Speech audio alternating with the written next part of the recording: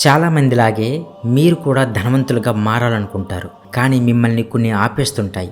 అయినా సరే మీరు ధనవంతులు కావాలనే సంకల్పాన్ని గట్టిగా పెట్టుకోండి. ఆ తరువాత మీకున్న అప్పుల గురించి భయపడకండి.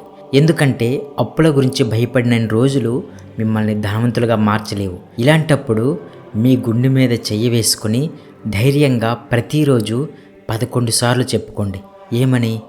నన్ను నేను మంచిగా ఒప్పుకుంటున్నాను, నేను ఏదైనా సాధించగలను. ఇలాంటి వాక్యాలు చెప్పడం వల్ల మీ మనోధైర్యం పెరిగి మీ ఇన్నర్ మైండ్ దాన్ని అంగీకరించి మీకు అన్నీ ఇవ్వడం జరుగుతుంది. ఇది చెప్తేనే మీ జీవితంలో మార్పు కనిపిస్తుంది. అప్పుల వాళ్ళ పేర్లు వరుసగా రాసి బ్లాక్ పెన్తో రోజు వారి డబ్బులు సమయానికి చెల్లించేసినందుకు కృతజ్ఞతలు అని చెబుతూ కొట్టివేయండి. నిజంగా డబ్బు చెల్లించేటప్పుడు ఏ ఆనందం అయితే మీరు కలిగి ఉంటారో అదే ఆనందాన్ని ఇప్పుడు మీరు అనుభవించండి. మీరు చేసే ప్రతి చేష్ట ఇలా మీ ఇన్నర్ మైండ్ని ఒప్పించేటట్లుగా చేసినప్పుడే ఏదైనా సాధ్యమవుతుంది. ఇప్పుడు ఎల్లో పేపర్ పైన రెడ్ పెన్ ద్వారా మీ కోరికలు రాయండి. అవన్నీ అనుభూతి చెందండి. ఇలా ప్రతిరోజు ప్రాక్టీస్ చేయండి. మీకు కావాల్సినవి పొందండి. ముఖ్యంగా మీరు ఎప్పుడు ఎక్కడ ఏ కారణం చేత భయపడకండి. ఎందుకంటే భయంతో కూడిన మనస్సు ఏమీ సాధించలేదు. మిమ్మల్ని మించిన వారు ఈ ప్రపంచంలోనే లేరు. ఇది నమ్మండి. కొద్ది రోజుల్లో మంచి భవిష్యత్తు మీ ముందు ఉంటుంది. యూనివర్స్లో మీరు ఏది మాట్లాడినా అది రికార్డ్ అయ్యి తన పని తాను చేసుకుపోతుంది. సమయం వచ్చినప్పుడు అది మీ ముందు ఉంటుంది. అందుకే మీ కోరికలను గుర్రాలుగా మార్చుకోండి. మీ ఊహలకు రెక్కలను జోడించండి. మీకేం కావాలో గట్టిగా అరిచి చెప్పండి. యూనివర్స్ ఏమంటుందో తెలుసా? Show me your vibrations, I will show you miracles. ఒక్కసారి ప్రయత్నించండి, తరువాత ఆశ్చర్యపోవడం మీ వంతు. మీరు ఏదైనా కోరుకున్నప్పుడు యూనివర్స్లో భద్రంగా దాచిపెట్టబడతాయి. కానీ అవి మీకెందుకు అందవు? ఎందుకంటే మీరు కోరుకున్నారు తప్ప ఎప్పటి వరకు అనేది సమయాన్ని సూచించలేదు. అందుకే అది ఆలస్యం అవుతుంది. మీరు కోరుకునేది ఏదైనా సరే దానికి నిర్దిష్ట సమయాన్ని సూచించండి. అంటే టైం బాండ్ పెట్టాలి. అప్పుడు అది సాధ్యమవుతుంది. కొందరేం చెబుతారంటే నాకు జీవితాంతం డబ్బు కావాలి అని. ఓకే, బాగుంది. కానీ ఒక పదం చెప్పే ముందు స్పష్టత ఉండాలి. 1కి 2 సార్లు ఆలోచించి చెప్పండి. ఉదాహరణకు జీవితాంతం. దీన్ని విడదీద్దాం. జీవితం ప్లస్ అంతం. జీవితాంతం అంటే జీవితం యొక్క అంతం. అంతంలో డబ్బు వచ్చిన ప్రయోజనం ఏముంటుంది కదా? కాబట్టి కోరిక స్పష్టంగా ఉండాలి. డబ్బు సంపద కోసం మీ ఆలోచనలు కోరికల కంటే ఎక్కువగా వాటిపై నమ్మకం ఉంచినప్పుడే అవి జరుగుతాయి. అది ఎలా ఉండాలంటే ఖచ్చితంగా అది జరిగి తీరుతుంది అన్నట్లుగా ఉండాలి.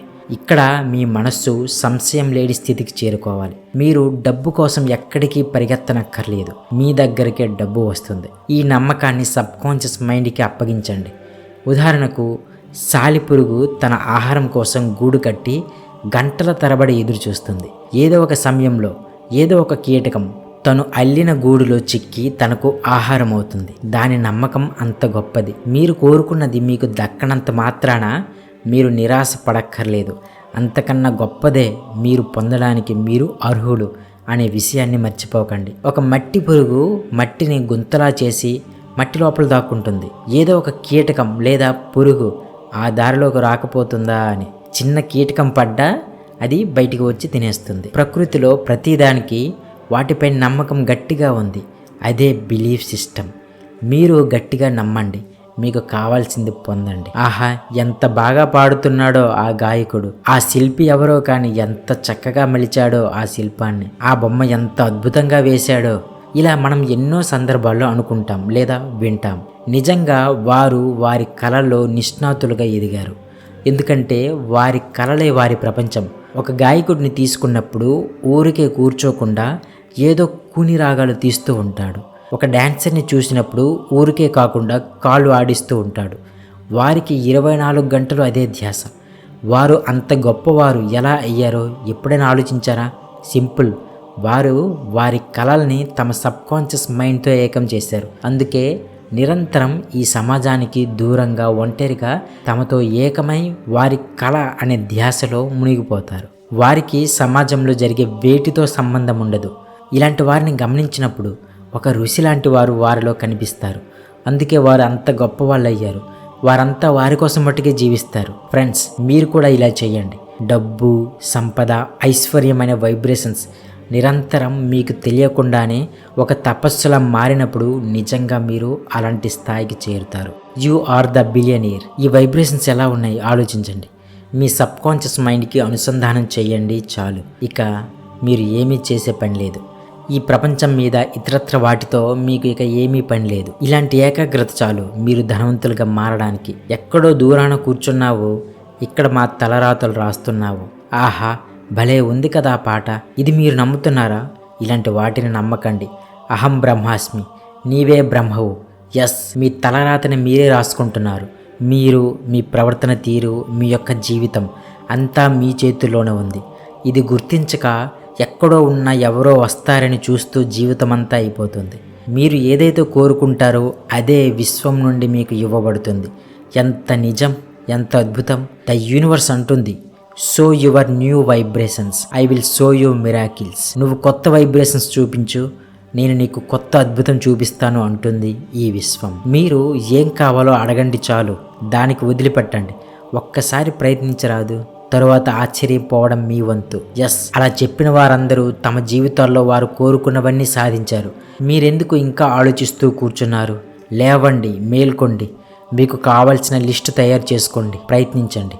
నేను ఉన్న నా జీవితపు అనంతత్వంలో అంతా సవ్యంగా, ఒకటిగా, సంపూర్ణంగా ఉంది. ఈ వాక్యాన్ని గట్టిగా నమ్మండి చాలు.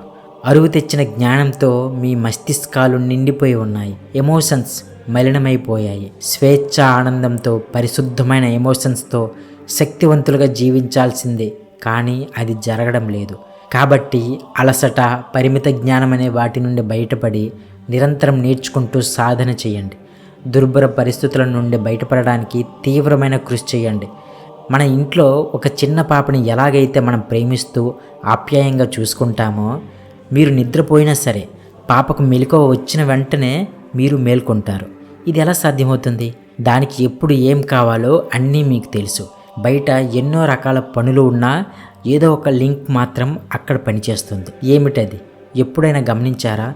ఏదో తెలియని మనం పెట్టిన పేరు, అనుబంధం.